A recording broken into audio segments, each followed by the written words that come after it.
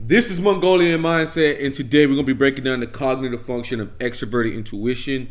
We want to give you guys the most complete, complex breakdown of extroverted intuition so you can know what that is. And comment below if this is one of your functions or you see any of these similarities in yourself. We are still doing the free typing sessions. All you have to do is join our Facebook group, subscribe, join our Facebook group, and message Cody, and we'll get that done. First, we're going to look at Dario Nardi's, just a quick look, 3 minutes from his Udemy course about extroverted intuition, and then we're going to go into our notes on the function itself, which is more comprehensive. It's got Carol, it's got John Beebe, it's got Linda Behrens. We pulled it all, and we put the best stuff. So we're going to go over that, but let's get into that. And please, guys, these videos take a lot more work, so please comment below what you think, and let us know what function we should do next. We're listening to you guys. Okay, now we are at, and this is Dario Nardi's Udemy course. He still has that over there. You can get those packages. He has the functions, he has the find your type, he has the more coaching aspects of things, and he also has the brain scans. So extroverted intuiting, and these folks are always like, or almost always, eager with activity, and there's potential possibilities. And these folks are noticing patterns that are emerging in the environment, potential possibilities emerging in the environment. And what does this look like? With basic use, it's noticing those patterns as they emerge. There's a tiny bit, then he was like, well, what does this mean? This is so abstract, patterns as they're emerging. Well, a conspiracy theory as it's starting to emerge could be an example of a pattern. But we mean something a little bit more specific than that many times, more concrete. So it's like, we're out with a couple friends, and we've been with them before. We know them pretty well, and they're behaving in a new way with each other. Like, maybe they've always got along well, and today they're not getting along. And we're wondering, like, wow, what's happening? And we go back in our minds a little bit, or we just notice it like, oh, you know what? There are other people, like, when they get together this way, and they move from like liking each other to not, like, oftentimes it's this what's happening, and it's going to lead somewhere. What if this is where it's going? So the what if is a lot. That's guaranteed every time. The what if is an important part of it that takes us then to the advanced use, which is shifting a situation's dynamics and exploring imaginative potential possibilities. So these folks are not just randomly brainstorming like, oh yeah, let's do a film about baloney raining from the sky. It really is like when there's a problem to solve, and Jung actually emphasized this, that they're really good problem solvers because they see all of the different ways, especially like ambiguous novel problems. And they're like, well, if we go and try the problem this way, and what if we did this over here? And this problem, we can make an analogy. It's like this other kind of problem. And this other problem, we do this. So maybe we could do this also with this one. No, you know what? That's not really, let's stand back for a moment. There are like three, I don't know, let's just start and explore some options and see where they go. And so there's this chasing after potential possibilities almost as an end in and of itself, because somewhere out of that is going to come something new. So it's not about meeting some kind of goal. It's about discovering something new, and through playing with it, through asking what if. And in that process, somewhere along the way, something novel will happen that like takes our breath away, and that becomes like the magical moment, or the light bulb that just really goes on for everybody. That's like, that's it. Like that's the thing. And how did we even get here? We may not even remember the path we took. Here again, we are at... So we're going to get into the notes here. Okay.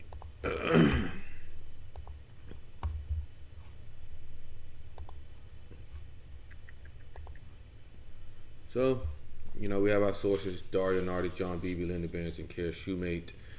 At the basic level, NE, or extroverted intuition, is about noticing abstract patterns as they emerge, kind of like what Dario was saying there.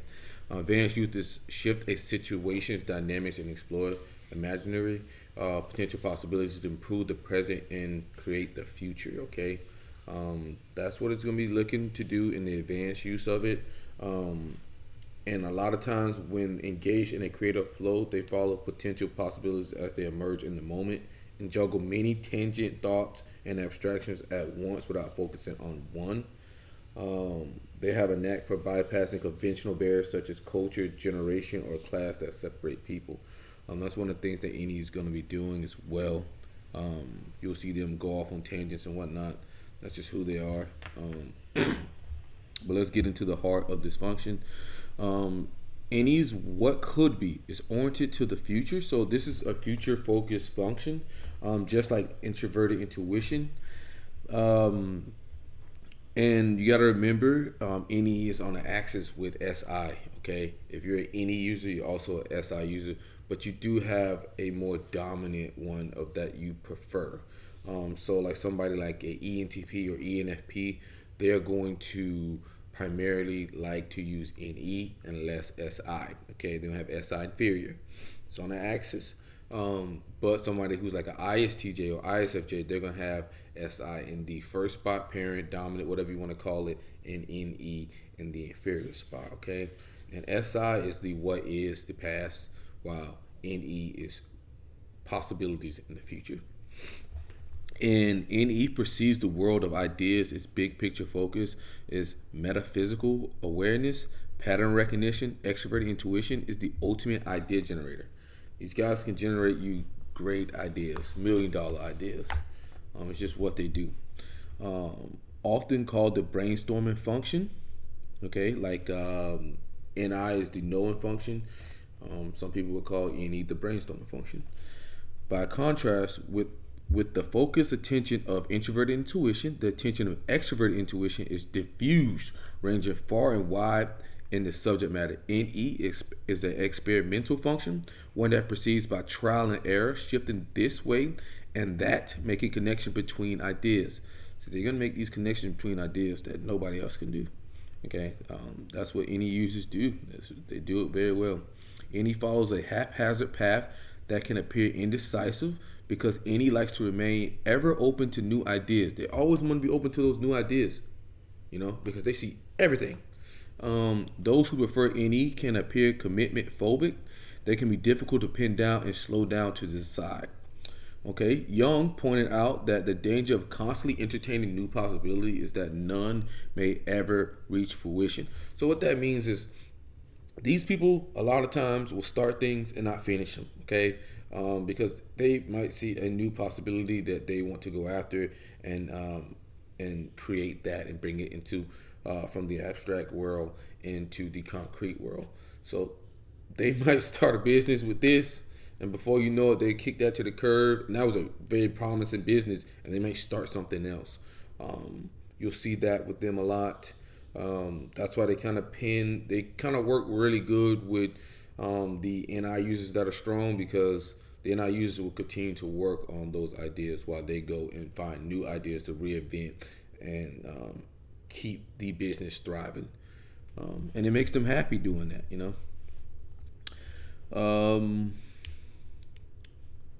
what I end up at? Okay, NE envisions multiple futures. Okay, it's not just one future or what's most likely to happen. It sees all of the paths, like all paths lead to Rome. That's NE. Okay, NI has a laser-like focus, seeking the essence, penetrating far into the distance and taking the largest, most cosmic view. NE, by contrast, is more like a lighthouse, scanning the horizon in all directions. For NE, all roads lead to Rome. For introverted intuition, there is one best road. While NE operates verbally, like you can pick up NE and verbally very easily, because people will be talking about like what if scenarios, or they be brainstorming or bouncing ideas or using verbal agility. And we'll get into that later as we get into that. NI operates through images, so it's a little bit harder to pick up on like NI users, but generally speaking, NI users will be more about their desires, what they're wanting to do in the future, things like that. While NE users will generally defer that, they'll be talking about what other people want, because they see all the futures for everyone instead of just their own. So you see that in our typing videos and how we type people, and how we go about discerning if someone's an NE user or SI user versus a SE and NI user. Okay. The overall role is to envision multiple possibilities, entertaining new ideas, generate options without constraint to ensure maximum flexibility, free associates, find patterns and extrapolates future trends from them, identifies new information from external sources, seeks options above all. Okay, that's a good one then. Okay, identifies new information from external sources. Okay, that is a good one that you will notice that ENTPs do. Okay, they do that quite well with the combination of TI. They may start their whole new system or whatnot from that. Okay. While using this mental function, a person may appear animated, creative in a playful way, never satisfied with what is. So what is like I said, the past focus SI.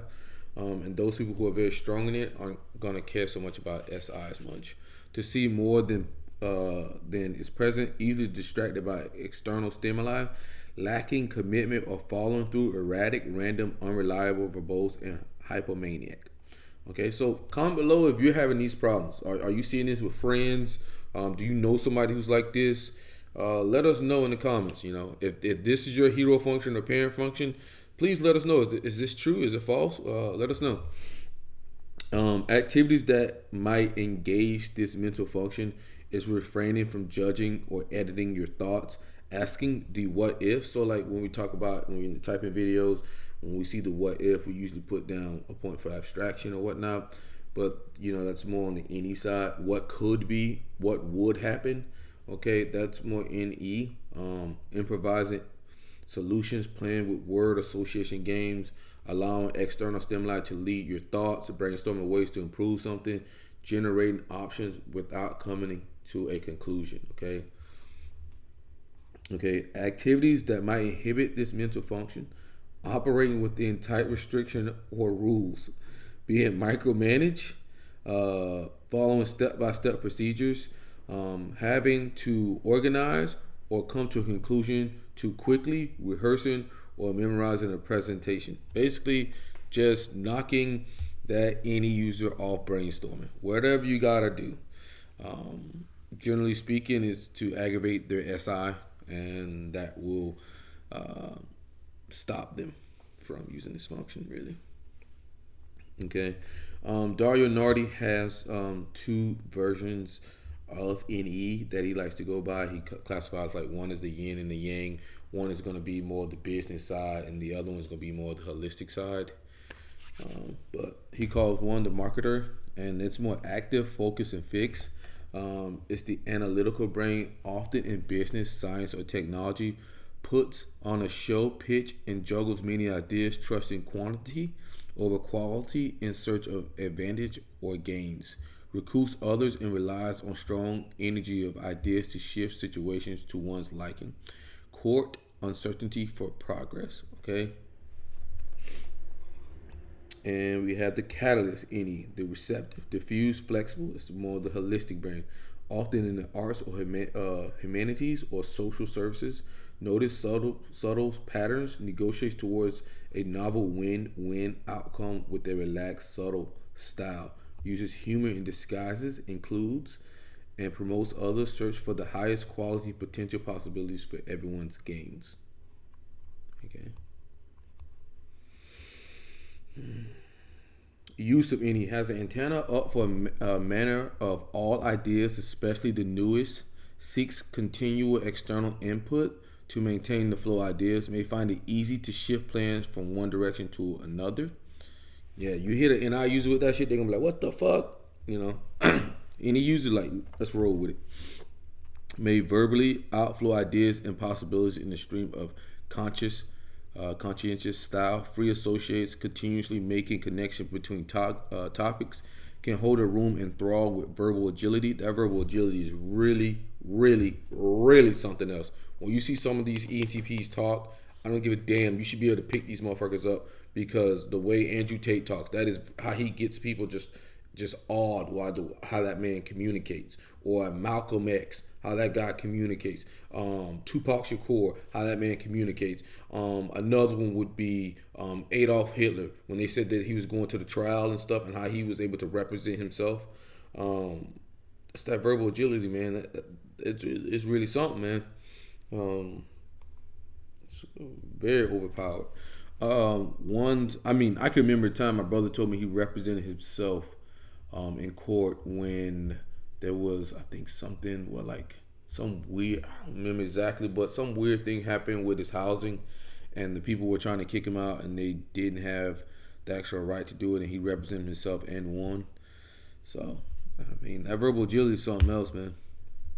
One's flexibility can seem like apathy and irresponsibility to others, and lack of commitment or compassion may overwhelm others with verbosity, abundance, abundance, and speed of diverse ideas. Like to initiate projects, but dislike finishing them. Like we said earlier, these guys like to initiate projects, but they don't like to finish them. This is part of them, you know.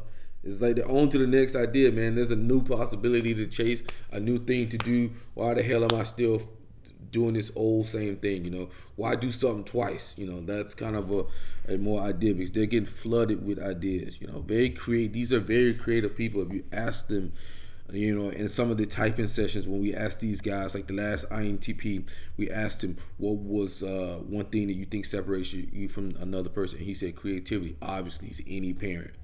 But yeah, like if somebody asks me what do I think is something that separates myself from other people, is just my focus and will to go get things. Okay, that's what has propelled me to most of the things in my life. So if you ask people these things, they will give you most of the time a hero or parent function. May overwhelm others with verbosity, abundance, and speed of diverse ideas. Like to initiate projects but dislike finishing them. Can overthink, over anticipate future outcomes.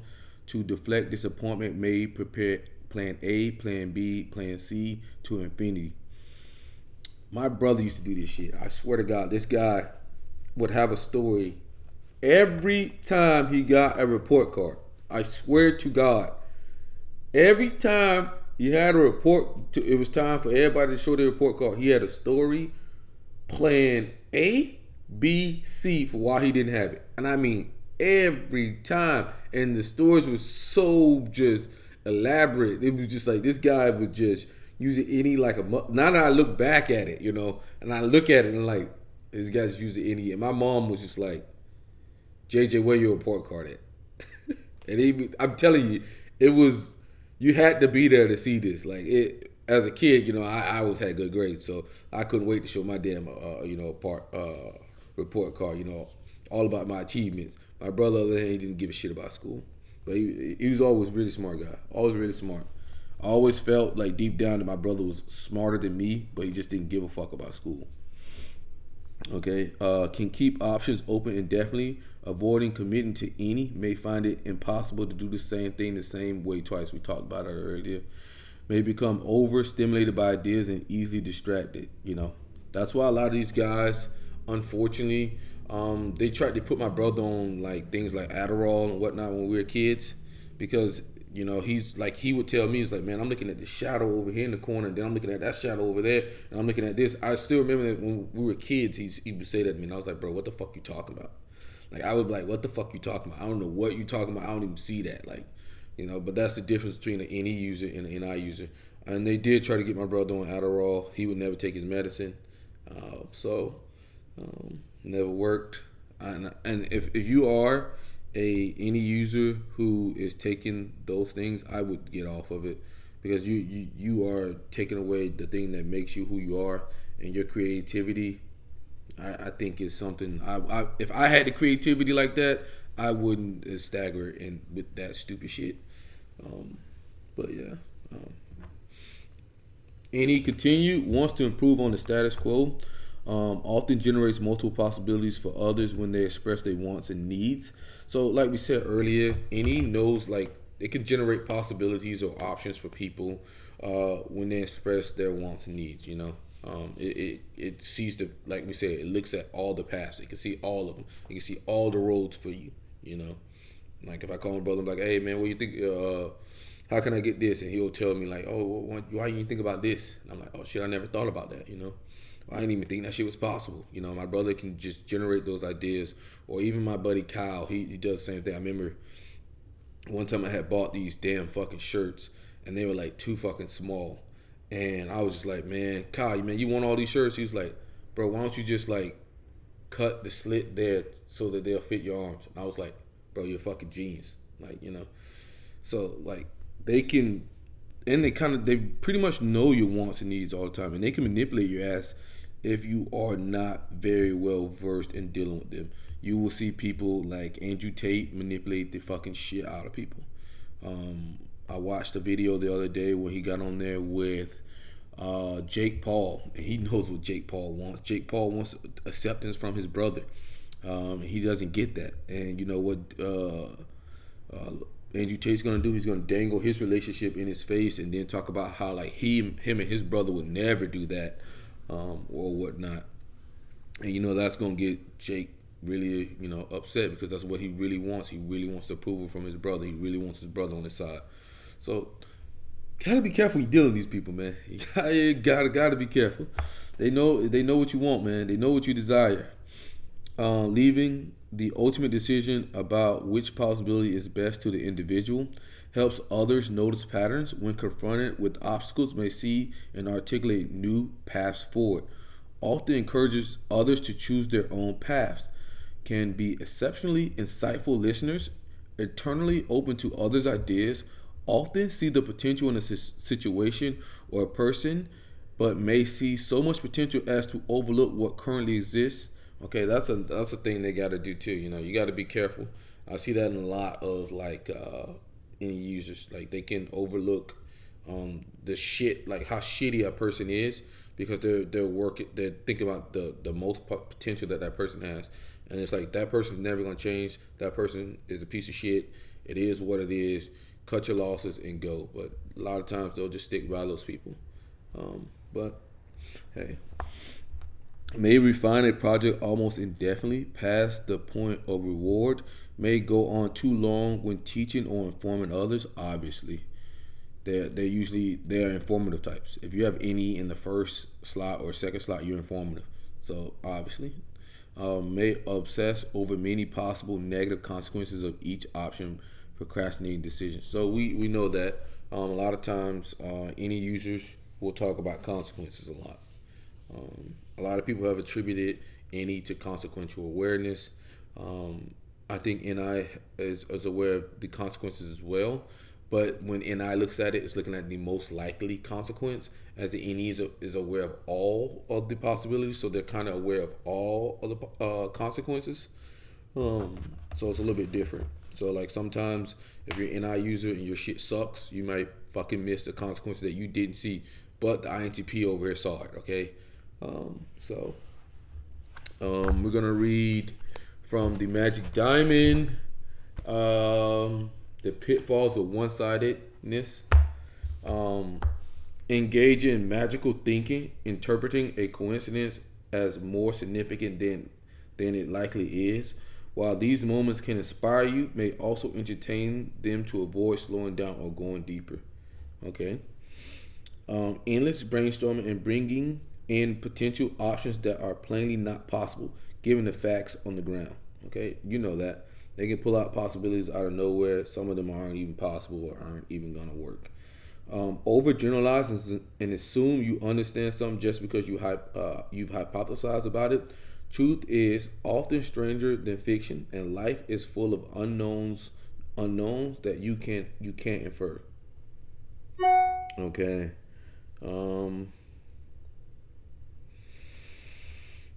Well, use humor when we're uncomfortable and find it hard to engage in serious discussion. This might be helpful or simply be too much of a good thing, and it can be a block of important conversations. Okay. Find it a little too easy to make convincing stories as excuses. Yeah, my brother can do that shit. I'm not an any user, so like, you guys gonna have to comment below if you guys are identifying with these pitfalls here. Imagine seeing or hearing things that aren't there. Imagination impinges on your senses of what's real. For example, you suffer an allergic reaction to a perfume and then learn there was no perfume. Okay. Use vague or contradictory language in order to confuse someone so you can move past them. This can look like manipulation when used with friends and loved ones. I can say they do that shit. Andrew Tate does that. Andrew Tate does that. Manipulative ENTPs will do that. Really, well, any of them with any. You really gotta watch these motherfuckers. Really, really, really gotta watch them. Watch them. I'm telling you, these guys can spin anything. Spin anything. I call them spin masters. Spin masters. Gaslighting champions. Like, there's no one better than these motherfuckers at gaslighting people. I don't give a damn what no one says. You can fight me in the comments. There's no one better at gaslighting. Okay. Live in your head, ungrounded and disconnected from your body and environment, and miss important sensory feedback. If the house were on fire, you would know it. Okay. Just because you are more perceptive and seem to have superpowers compared to the average person doesn't mean you are really more intelligent, conscious or mature. I don't really understand that. A crucial idea may not ever pass the idea stage, much less actualize it, because it feels overly familiar and too much work. Okay. So that's what we got for the pitfalls of NE. I know I kind of got down pretty hard on you NE users in this one, but my brother's an NE user, and he's my older brother. He's been kicking my ass my entire life, so I got to come down hard on you guys. But comment below if these things make you guys find it easier to find NE users. Comment below if you are a hero of parent function and you are doing these things, and comment below if you disagree with any of this. These are from the Magic Diamond. We got understanding yourself and others with the cognitive functions. We got projecting personality and different that, and some from John Beebe's book as well. So let us know. But you guys know this is Mongolian Mindset, and we're